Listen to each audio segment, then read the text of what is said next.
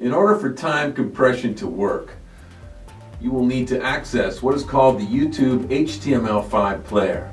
According to YouTube, this player is now available and compatible with internet browsers such as Google Chrome, Microsoft Internet Explorer, Firefox, Opera, and Apple Safari.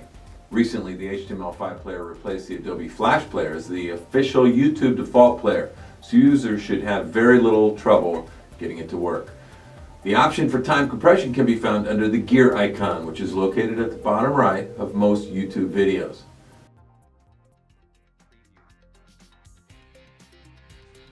Hello everyone, I'm going to explain how to use HTML5.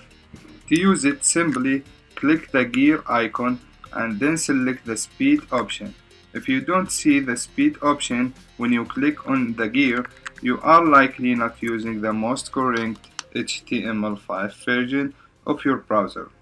When you see the speed options, pick the speed that will best fit your learning.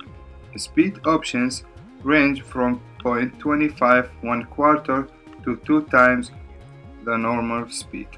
Thank you.